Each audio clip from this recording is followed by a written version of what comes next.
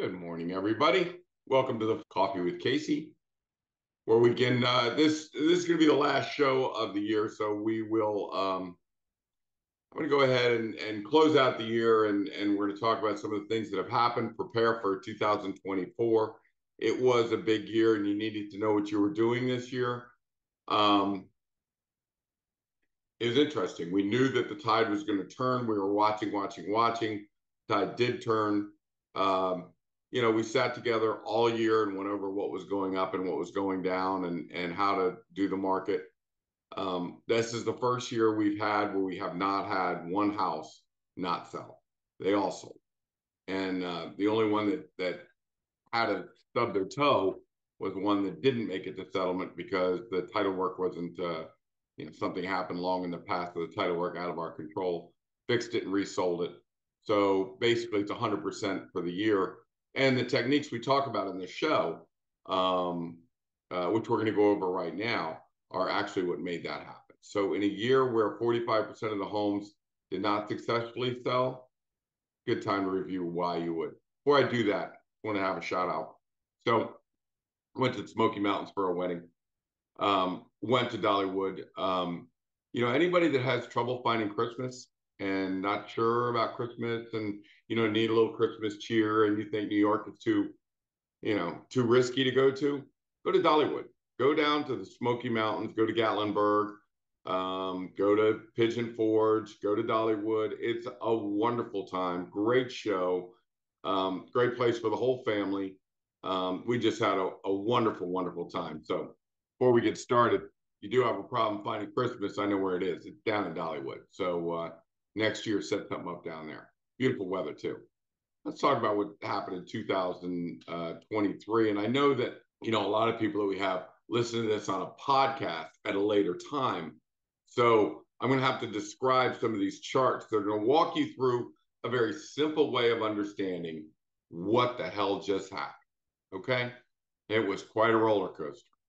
So we're going to start with putting in the year in the rearview mirror. So when I say that there's a success rate means if you listed 10 houses, how many of them sold or went under contract, right? Here's our numbers. So really, if you listed a house in the last 90 days in Oakton, you had a 50-50 shot of that going under contract or either sitting or withdrawing. So you can see all of these rates as they go through. Look in Haymarket. In Haymarket, only 41% of the homes went under contract and sold. So you've got a lot of houses out there. Now, those red signs you see, that's what I call shadow inventory.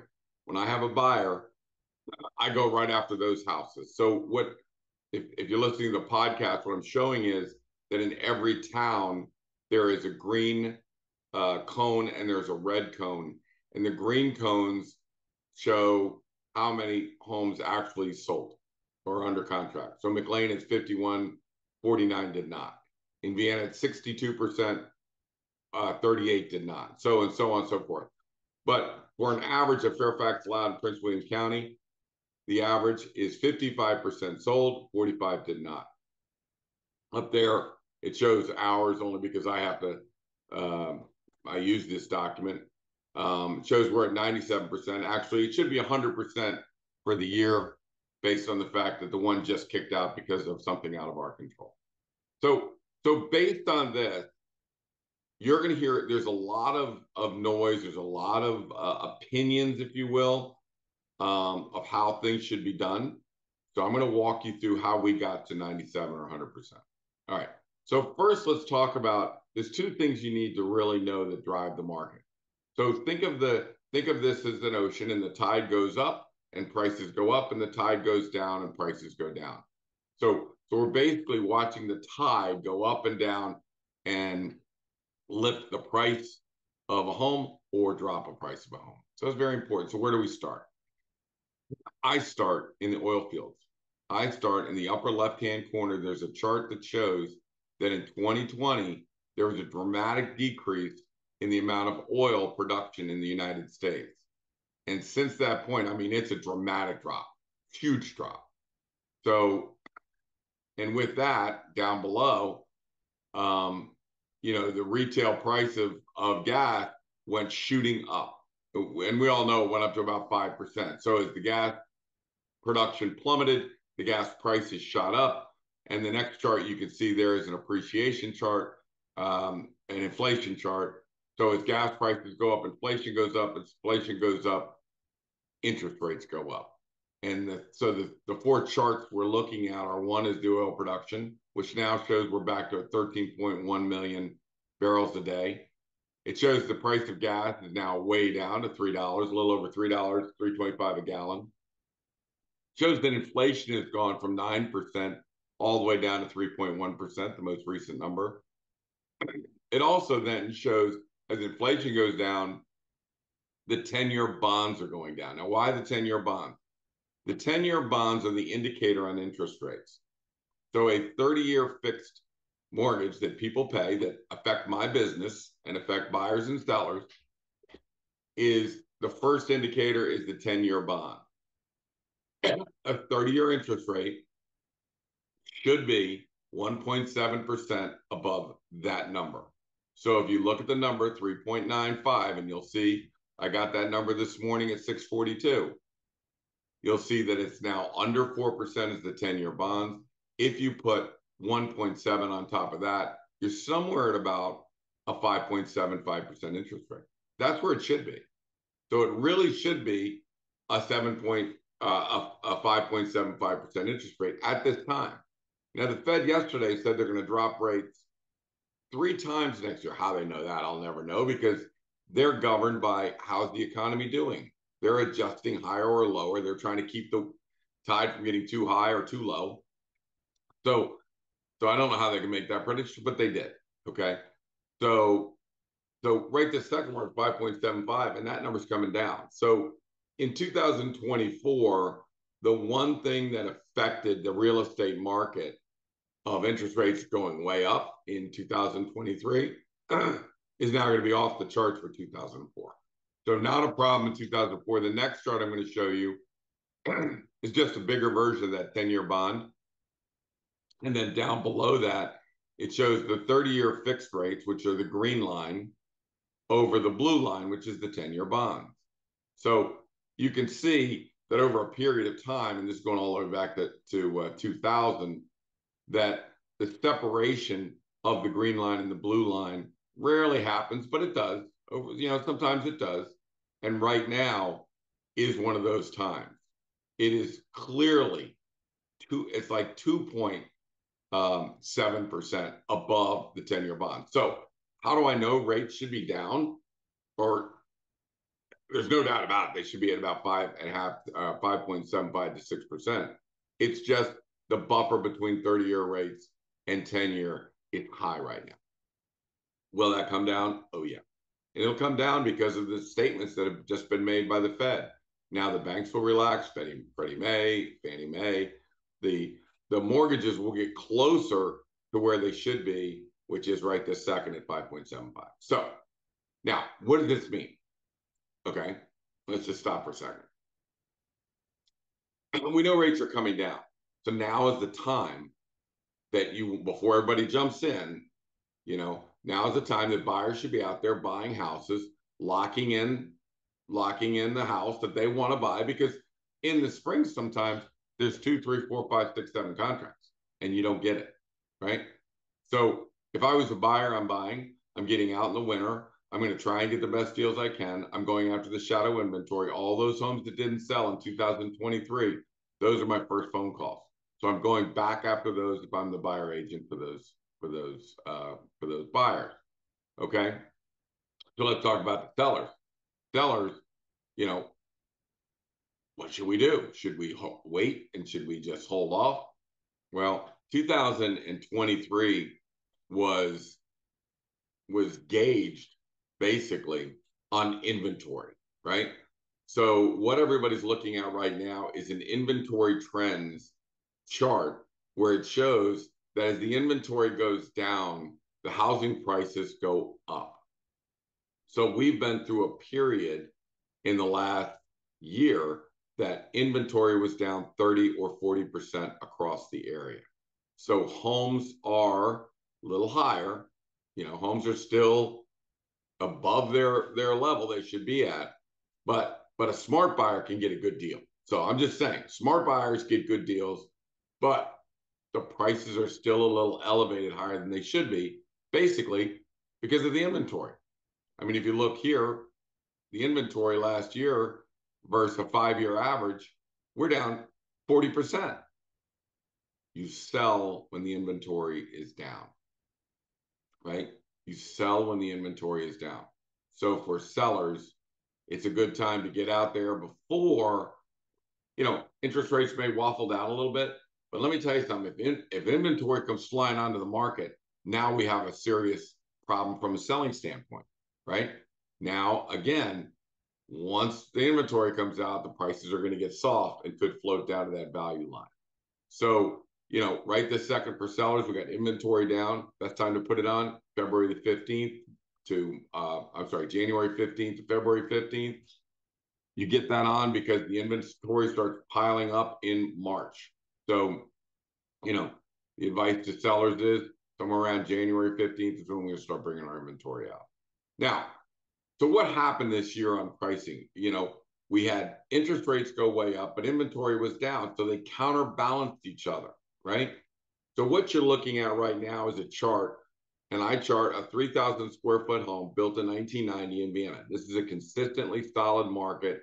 There's plenty of comps. It's easy to follow. So let's call this the bedrock. So the bedrock shows that in 2005, prices shot up, right? We know what happened with the financial crisis. Everybody could buy a house, so the buyer pool dramatically increased. It shot prices above where they should be. Then you saw that it went back down to the value line, and everybody's looking at a blue line, which is prices of a house, of a 3,000 square foot house. And the green line is what would that house be worth if it just appreciated at the rate of inflation, okay? So you can see until 2020, it kind of followed that around until the perfect storm of 2020. The perfect storm of 2020, much lower interest rates, no inventory. That I had plenty of shows on the perfect storm and how we have a real problem, right? So as that rose, then the prices rose, and they rose beyond where they should have been because we had both indicators at the same time, low interest rates and low inventory. What a nightmare for buyers. So then this year, let's look at 2013. That $1.5 million home was selling for about $1.35 million. As we end the year, it's about $1.37 million. Why is that? Because we had higher interest rates and lower inventory. They counterbalanced each other. So the homes in this year, and depending on the market, probably went up 2 or 3 or down 2 or 3, somewhere around in there, but they're bumping around where the prices were at the beginning of the year. So there you go. Even though things got crazy and interest rates went high and inventory was down, and you would have followed this the whole year on Coffee with Casey. So we knew what was going on, and we were prepared for prices to fall if that inventory came, and that inventory never did. The only people that sold in 2023 were people that had divorce, had a death in the family, they were downsizing, or desperation where help, we got a foreclosure on our hands. And, the real estate industry, all of us went through a depression. When 40% of your business goes away, which 40% of the inventory was not put on the market, that means less transaction. When that happens, settlement companies go down, mortgage companies go down, real estate agents, real estate companies. It was really a devastating time to be in the real estate industry. So let's say is a mortgage banker that was making $300,000, $400,000 a year, set all their payments at that number, then all of a sudden the market crashes, their inventory gets cut by 70% or 50%, and they can't pay their bills. They need to sell their house. So things like that happen, and they happen in recessions. So as you can see right now, that number is still 1.37 million for that house, that 3,000 square foot house. And if it was If it increased at the rate of inflation, it would be 1.2 million. Are they still over the value line? Yes, they are. Are they still higher? Yes. Will it come down? Yes. If it may come down if we have excess inventory, and that's yet to be seen. So nobody can predict the future, but I can tell you what, we're watching it daily. Where I'm watching it daily, and I'll report it weekly.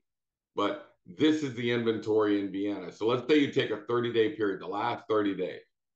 I said, okay, well, give me everything the last 30 days, how many houses came on, and what came on over a 5-year average. And that will tell me whether we're currently, this 30-day period that we're in, are we above or are we below? Are we above or below the 5-year average? This is very critical because this tells us, we can't measure against last year or the year before. We have to go 5-year average, which includes 2018. We're still down 34%. But at the beginning of the month, we were down 50%, right? So it's creeping. So we need to keep an eye on the creeping. And I'm going to show you why in a minute. And, when you're old and you've been here for a long time, things have happened, right? So things have happened that keep you up at night. And I'm gonna show you what keeps me up at night here in a couple seconds. So bank on it. I have my coffee. I plot this chart, and we're going to track this all year long. So you'll see it every 7 days on Coffee with Casey. Fairfax County inventory started off, about 33. It's banged around. It's 32. So yeah. So inventory is still down 32% over a 5-year average for the last 30 days. It hasn't gone anywhere. So, there's what I'm looking for, what I'm watching here is this number starting to go to 5%, 10%, 15%, or is it starting to be above the line? Are we starting to have more inventory than we've had? And that tells me what's coming. And that means the inventory is here. Okay. So remember, it's a balancing act between interest rates. It is a balancing act between interest rates and inventory. Those of you that are listening to the podcast and can't see this, all it is a chart that shows every day I plot on a 30-day basis how many homes are listed in the last 30 days, how many were listed the last 30-day period over a 5-year period of time. And that gives me whether we're going up or down. So this is basically a daily watch because this is what I'm expecting. This is what happened in 2015. In 2015, prices did go up. They were suppressed and they finally did go up, right? And then in 2016, everybody dumped their house on the market. So this is a snapshot of what was on the market in 2016. Look at days on market. Look at all the properties. Look at all these over here. They're all actives. Now look at the under contracts. There's only 2 under contract. So mine went under contract in 18 days. This went under contract in 42 days. The average time these homes were on the market was 179 days. So they were on the market for 179 days. Okay. So all I was showing at this time was, hey, everybody, pat yourself on the back. We got our house sold in 18 days when the rest of the market was at 117. But what it's telling me today is, holy cow, look at the inventory that can hit the market when you're not looking. When I was listing Park Street, I put it on the market. I was expecting contracts. Why are the contracts not here? Where the hell are the contracts? Why are we not getting contracts? Then I opened up the search to the town. I said, holy shit, look at that. Now, I did the exact same one for Great Falls, did the exact same one for Oakton, did the exact same one for new homes. And we just had a glut of inventory. Now, they said sales are up. Sales are up. Well, of course they're up because look at all the inventory that was on there, but prices were down. So this is the second shoe that we're waiting to drop. We know the interest rates. Trust me, I monitor that daily. We'll let you know where the interest rates are supposed to be. They are coming down. They already should be down. And that is going to bring the buyers out, right? And buyers should come in, go ahead and lock your rate in, do do a 1 or 2 year, 1 or 2 year, 7 year arm or 5 year arm, because by the end of the year, they may be at 4.5%. And you may be refinancing.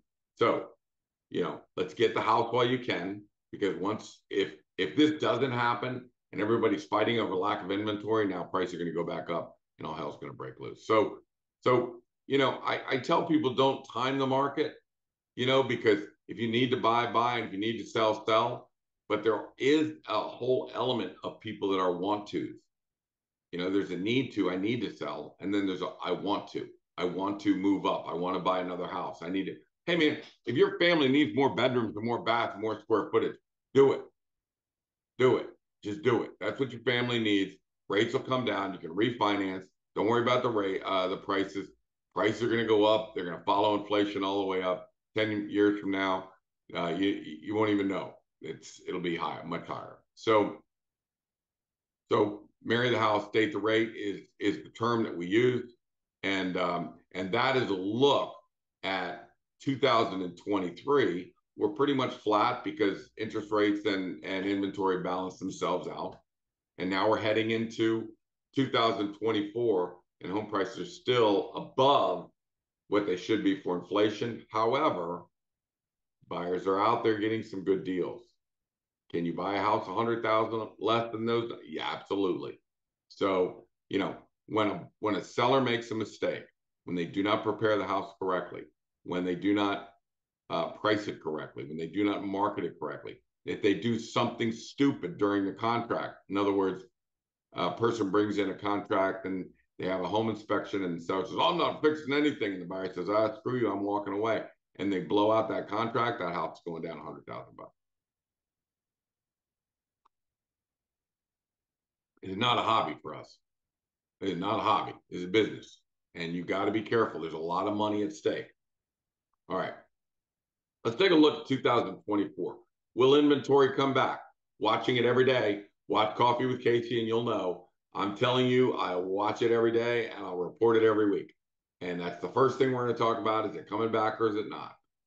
Falling interest rates. I don't have to tell you that. It's going to happen. It's just happening. It should be happening as we speak. Right now, they should be dropping into the low sixes. It really should be in the high fives, but they already have enough cushion to drop into the low sixes. Expect that for happening. If you're buying a house, work with a correspondent lender that can lock in a rate and allow you what do you call it, a drift down. So you can lock it in now, it'll drift down, and you can relock at a lower number. So don't, once somebody locks you in, if they say, oh, sorry, you got to live with that number, and the current rates are half a point lower, blow them off and go get another lender. The good lenders will let you move down to that new rate. Okay. How will the inventory and rate balance the market? We're going to find out. Guys, I don't know. I know interest rates are on their way down. I don't know what inventory is going to do. The best we can do is plot what happens on a daily basis, and that's what we're going to do. Realtor lawsuits. That was a big story from 2023. They will grow. One group in Missouri lost. The National Association of Realtors were sued and lost. Man, those lawsuits haven't even begun yet. They said realtors colluded on listing commissions. I tend to agree with that why do people charge 6%? Because they have to. They have to pay their broker a portion of that money, and they don't do enough business that they need to squeeze as much money out of every deal as they can. So there was, I believe, I think there's collusion. I've been saying it for a long time. We charge 4.5%. I think anybody, people charge 6%, and everybody's, holding that line. I think it's they're overcharging sellers. So be it. The second part of the lawsuit is, should the seller be paying the commission to the buyer agent? And the answer is absolutely. 2.5% to the buying agent, because we as listing agents are trying to attract the most contracts we can. And if we offer that out, they're going to get 2.5. We need to do it the easy way or the hard way. Put it in the commission like every other seller has, or make them pay it to their agent. And now they got closing costs, down payments, and now they got to pay realtor fees. And that's going to prohibit them from buying that house if they know they have to come out of pocket to pay money as opposed to finance it into the transaction. So, do I agree with the 6% is wrong? Yes. Do I agree that the sellers shouldn't be paying that? No, I don't. I think sellers should be paying the 2.5%, and I'll continue to recommend that. Will want to sellers re-enter the market? They have to. It's been three years since inventory's been low. Inventory's been low since 2020. They have to. Families grow. People have just been putting off things. I don't blame them at 9%. Who's gonna do? But once you get down to the 4.5% or 5% range, man, they're gonna fire it up, and all of that pent up seller inventory, it's coming. It did in 2016. So I will maintain it and watch it and be here every Thursday and we'll talk about it. But that number, the want to sellers, will they re-enter? We're going to see. AI is a big thing. Everybody's talking about AI. Realtors use artificial intelligence. How much is that going to change things? Well, in my opinion, artificial intelligence and real estate is there are some good things and some bad things. Pricing using AI is a joke, right? If you ask Realtor.com, CoreLogic, you ask Zillow, you ask Realtor Property Resource to price a house, they can't get within $200,000 of each other. So the CoreLogic or the artificial intelligence for pricing homes is not there. For finding buyers, we had a $2.15 million home in Fairfax Station. We went looking for using AI, using the geofencing and all the technology that they have. We went looking for people that were looking in McLean and Arlington and Alexandria. We found one. He found one in McLean. He didn't even know where Fairfax Station was. He came out. He saw the house. He loved the house. He put up $2.15 million in cash, and it sold. Boom. AI. So are there forms of AI that work? Sure. And we test them all the time, and we'll continue to test them, and we're going to stay on that. But I will tell you, some of it is a joke. Some of it is an absolute joke, and we are going to weed through. As I said, when we list a house, we use 16 different points of technology. 16 points of technology when we list a house. We're always looking for number 17. Always looking for 17 or 18. Anything that we can use to help our sellers or help our buyers, we're looking at it. We're having meetings about it. We're talking about it. We're going to seminars about it. When I hear something good, you'll know it here on Coffee with Casey. But as for now, some of the stuff that people are using, I don't have much of a use for it. We just need to toe the line. So you can listen to Coffee with Casey every Thursday morning. We talk about strategies and market conditions. We talk about what you should and shouldn't do. I can tell you 45% of the market wishes they were listening to Coffee with Casey because they put their house on the market, they prepared it, they did all you had to do, they showed it, they listed it, they did everything, and it didn't sell. 45% in the last 90 days did not sell. So maybe we should see if they could listen to Coffee with Casey or listen to some of the podcasts. Tell you an easy way to make it happen. Call Casey Samson at 703-508-2535. You can see all of our stuff at CaseySamson.com. You can stay up to date on market conditions. You can listen to podcasts, do whatever you want. I would like to take this opportunity as the last show of the year to thank everybody. And the realtors are so kind. They come up and tell me they listen to it and they love it and they follow it. And I really, really appreciate you guys that do that. And I walk into sellers and sellers are, will say, I listen to it all the time. I listen to a lot of them. I really do appreciate it. I think that, like I said, this is not a hobby for us. This is our profession. And we need to keep people informed on market strategies.